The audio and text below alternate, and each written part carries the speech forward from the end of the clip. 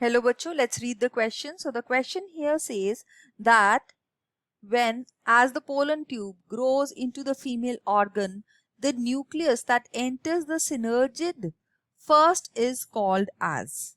So यहाँ पे हम देखते हैं कि जो फीमेल ऑर्गन है जिसकी यहाँ पे बात की जा रही है उस ऑर्गन का नाम है गेमेटोफाइट। तो इस क्वेश्चन का की कॉन्सेप्ट जो बन जाता है वो है फर्टिलाइजेशन। बिकॉज मेल ऑर्गन जो है पोलन ट्यूब की हेल्प से गेमीट्स जो है ट्रांसफर हो रहे हैं फीमेल के अंदर, अब फर्टिलाइजेशन होगी। तो यहाँ पे लिखा गया है pollen tube grows into the female organ.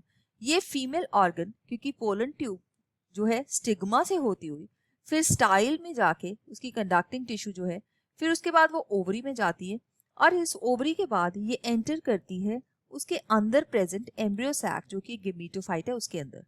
So embryo sac के अंदर होती है फीमेल गेमीट।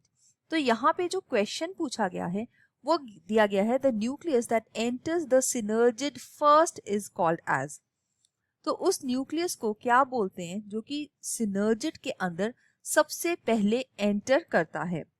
तो ये जो न्यूक्लियस है जो कि सिनर्जिड से पहले में सबसे पहले एंटर करता है क्योंकि सिनर्जिड एम्ब्रियो सैक का पार्ट है और ये शॉक एब्जॉर्बर की तरह एक्ट करता है और गाइड करता है एंट्री ऑफ पोलन ट्यूब को। तो इस न्यूक्लियस को हम जनरेटिव न्यूक्लियस बोलते हैं। जनरेटिव न्यूक्लियस इसलिए क्योंकि इसकी वजह से ही दो जो मेल के मीट्स हैं पोलन ग्रेन के अंदर फॉर्म हुई हैं। इसको स्पर्म न्यूक्लियस नहीं बोलते हैं बिकॉज वो स्पर्म नहीं है। इसको ट्यूब न्यूक्लियस भी नहीं बोलते हैं क्योंकि ट्यूब न्यूक्लियस जो होता है वो वेजिटेटिव सेल होता है, वेजिटेटिव सेल का न्यूक्लियस।